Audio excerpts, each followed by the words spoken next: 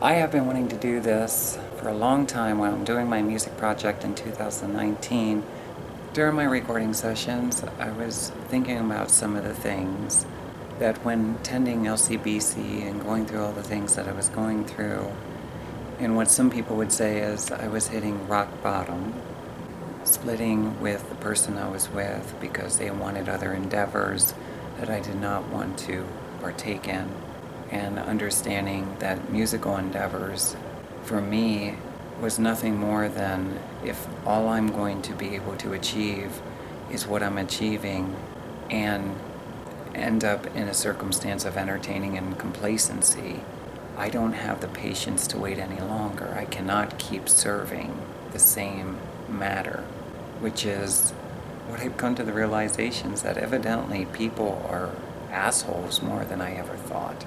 If they beam in your head and they target your equipment and stuff like that, says a lot. I did know that I gave some of my possessions to people I really loved as I was losing everything. And either I could sell what I could sell, I could give to people I love what I could give, and the rest of it is either give it to like a thrift store, Goodwill type situation, or throw it away, which is what I tried to stay away from because I was dealing with enough pain. I didn't want to just take things and throw it away, especially things that I had in a bin, since 70s, 80s, maybe even since I was born, my plate. And I was hoping that I could connect with some of those possessions, not because I'm the kind of person that giveth and then want it back, but because of more sentimental stuff than I care to talk about at this time. Very sensitive. I didn't necessarily want to have the possessions back, and I would never not try to talk to others about that and feel like I am kind of this evil person that gives something and then wants it back and stuff. I really did come into a heart matters while I was recording, and I thought, at least if not getting some of the stuff back, then I would just either want to have video of it or something, a picture, to be able to share some of the things that were in my life that were important that I gave away because I was losing everything, because I was becoming homeless, because I didn't know what else to do. And that's how I ended up becoming an escort for years. While I'm hearing the message that I did it to myself somewhere in the world. Meanwhile, how many people ended up homeless hearing the same message? These are my neighbors. These are my fellow citizens. These are the people in show business that you would love to lay on their fucking ass in front of the people they trick and fool as though there's something special, while other people who could do much more would rather do other things. How about with more meaning than seeking out people's praise? The funny thing is, I've always said even when I was self-employed, I could care less about what's on top of the charts because you can always get a ladder or a GLG left, and you could always put yourself up there and slap whoever's name's down and put yours up there if that's what you want to do.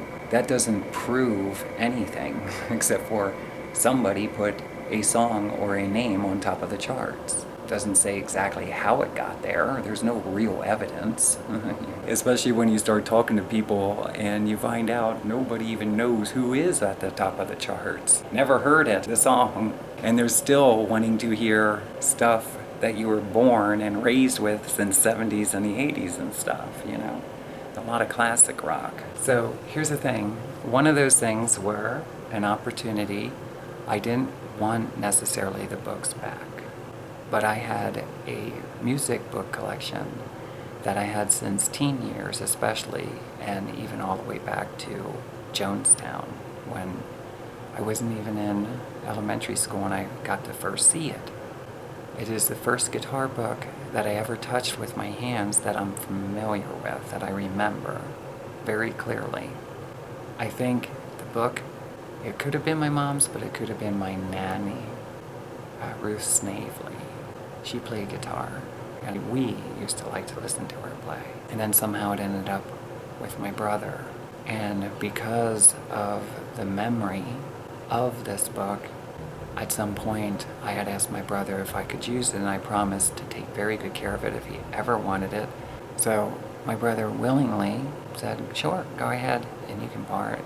He encouraged for me to play guitar and to do musical endeavors. I think his confidence a lot of times in my ability was superior to my own. And we had many, at least several, really in-depth conversations about it.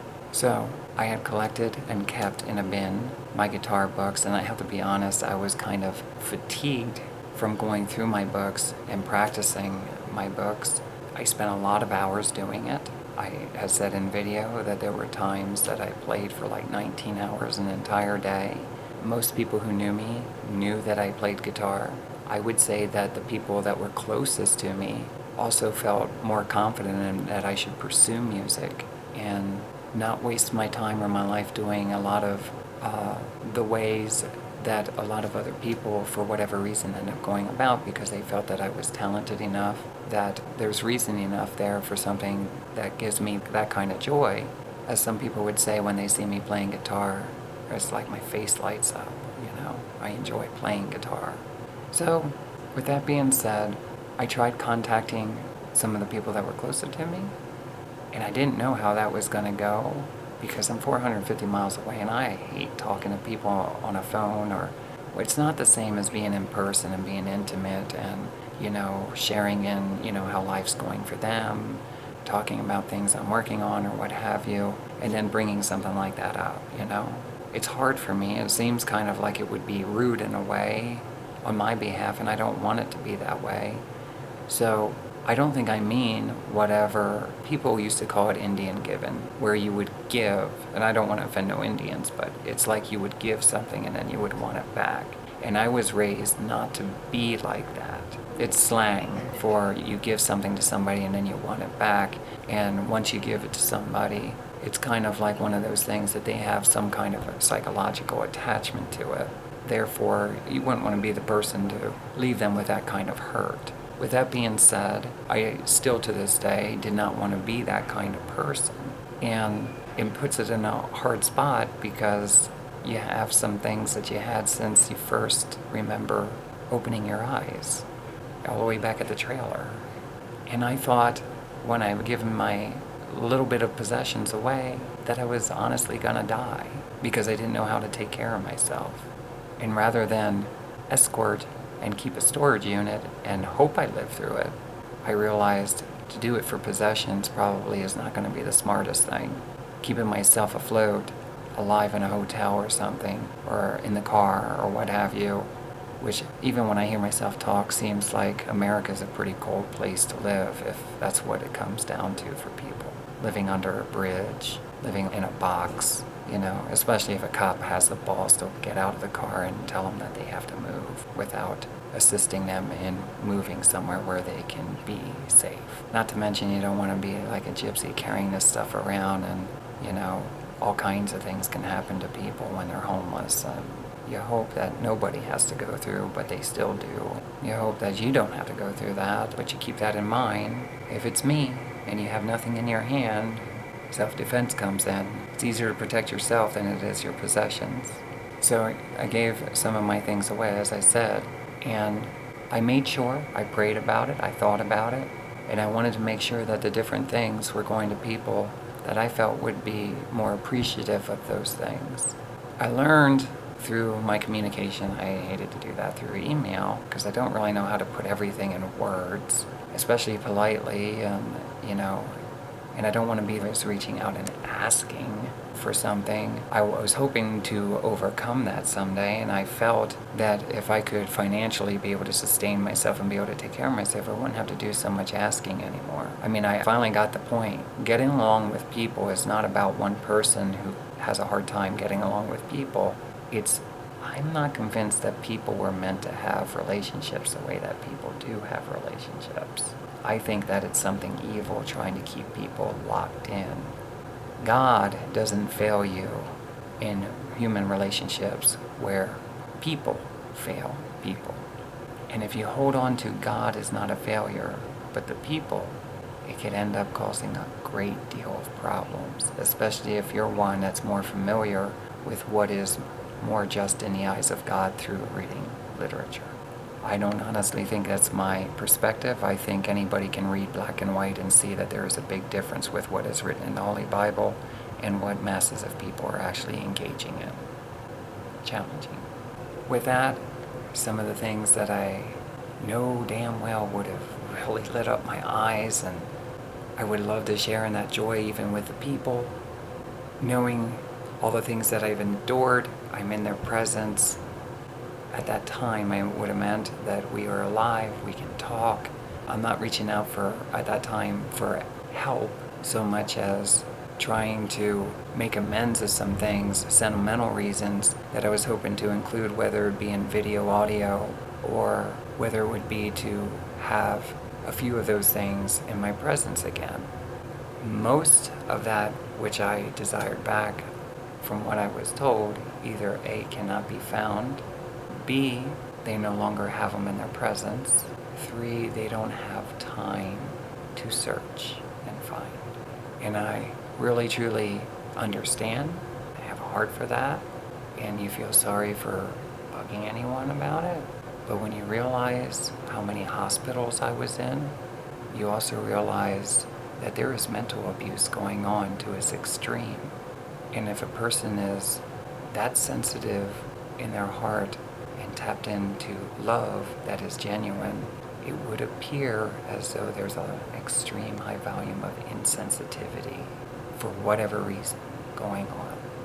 Not that anyone specifically is a bad person, it's just that if you get rid of the people thing but deal with the facts and the information, I don't understand why I have all this love, and it's difficult for me to meet face to face with other people who are more loving or just as loving and sensitive in the moment to that. I never wanted to cause any kind of disturbance. My family ended up coming and visiting me, I think it was in 2020-ish. My project was not yet done. I was really hoping that I could make it back to Pennsylvania to be able to talk to people face to face and one-on-one. And I was really hoping at some point that I could take care of myself quite well, at least because that has always been some kind of burden, especially into the lives of other people, and I never wanted that to be true. It was a burden for my mom. It was a burden for people I lived with. It was a burden for Zod. It was a burden for people who lived with Zod. It was a burden for my sister. It was a burden for people, and I understand. I'm not complaining about it, especially once I could figure out that there is some way that I could take care of myself, at least half decent. And then there's difficulties with that, because it's like everybody around you has pretty much the upper hand, and I'd rather not go into the details of that right now, but even just saying that my beautiful view is a dumpster outside my window says a lot to me if nobody else hears that message. Most people want to, in love, be able to ventilate their home and open it up and not smell the neighbor's garbage. When you say that to somebody, they're not going to like to hear that. And I got answers. Joyce Meyer says, do you think you can do better? I know I can do a lot better because I used to work with contractors, because I used to work around OSHA, if anybody's familiar with that in Pennsylvania, because I used to work with inspectors of buildings that did details and were friendly and spoke with me during different times in my life. I think I know a lot more because I used to be the one that was learning from management and supervisors, because I pay attention to details that a lot of people bypass, because I know the difference between what's polite in an environment and in relationships versus what is more of a challenge or a struggle or rude in many ways. I don't know who it is that came up in the city planning with, you can get more parking spaces out of this land if you make the parking spaces smaller and the cars more compact. But I miss the days of being able to open my doors on my car wide open and be able to step out and my shoe step on a clean property. It has been a long time since I didn't track something into my apartment from either a city street parking lot, a facility I entered into, the building that I live in. I'm not being a smartass. I'm saying most people like me would want to make things right and at least live in a beautiful, clean environment and have top-notch resources. The paint peeling off my car, I would like to be able to take care of that car. It was a home to me for a long time. It got me around the country when I knew no other way. I think in my ministerial approach to sharing my life story, a lot of reality vessels through my mouth.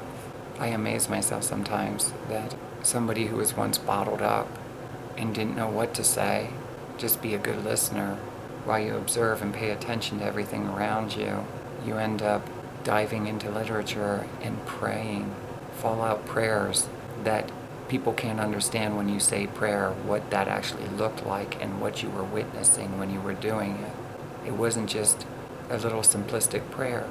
It was a total surrenderance from within myself, which translated into a lot of things that ended up occurring in my life. So my family came and visited me, and it's always hard to kind of bring stuff like that up because it seems like hostility is present, and it might not even be us, it may be something else through the human race. For when they were here, I felt like there was like a military operation, and each one of my family members' heads had somebody else assigned to them.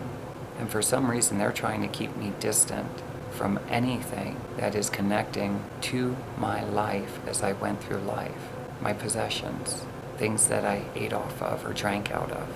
If it has anything to do with music, they don't want me to have custody of songs that I've recorded or written. It seems to me that photographs they try to keep hidden, at least from me, and I've heard about this before. They do it with all people. It's not just Tracilyn, and it's not just because of being a songwriter. People with their possessions, for some reason, they try to keep people moving around. They try to pretty much confiscate things that they would value without going into too much detail. Valuables. So I know that there was a few guitar players in with my brother's children and him, and I didn't necessarily want anything back.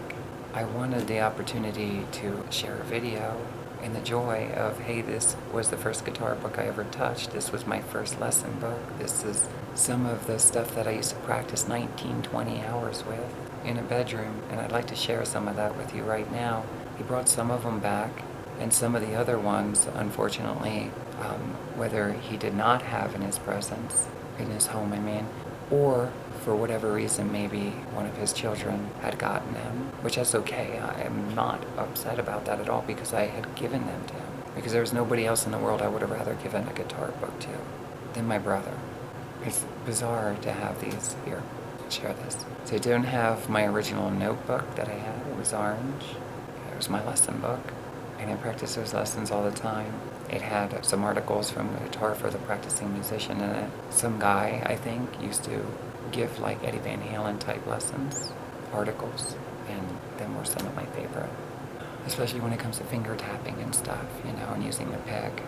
So I'm hoping it did not go so well, I thought, and I ended up trying to explain to my family about what I was witnessing with marks on my arms and that they're plugged into my brain, and I did not know to the extent of how they can be abusive to a person with their technology, that most of their struggles that they're dealing with, if not every single one of them, especially mental, is coming from either people or alien life forms that have technology and assault human beings. And my belief is they kill humans.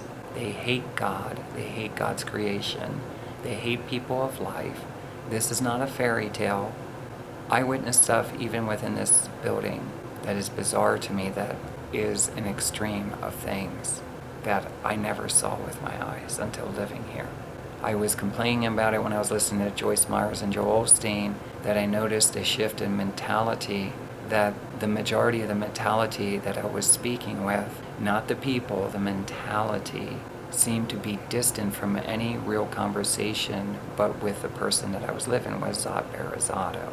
He's the only one that I seem to intellectually be able to confess and talk to him, and when he would reply, he seemed with it.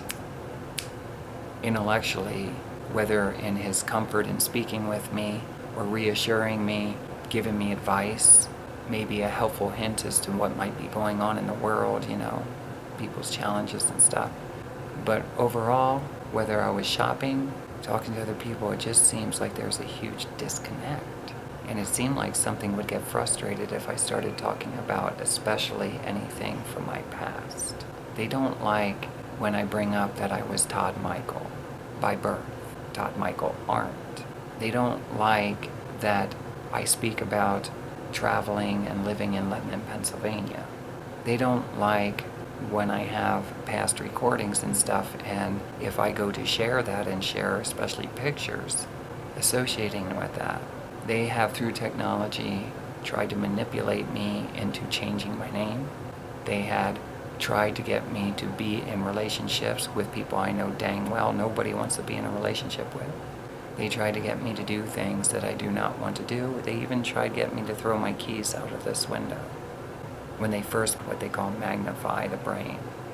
They had me at a state of pretty much sitting on the floor, confused, not understanding what did I do to upset, whether that's government, military type forces. What did I do to upset something? Because all I have been doing is reaching for life and trying to live. I want to be happy and be fulfilled. And I didn't know that it was such a problem in our country to be able to wake up and have a smile. And I did learn that that does piss them off. They don't like when people smile. They want people arguing and fighting over the most petty, ridiculous things. And it's not hard if people are not in tune and don't understand. Somebody seeps in and they talk through your mouth.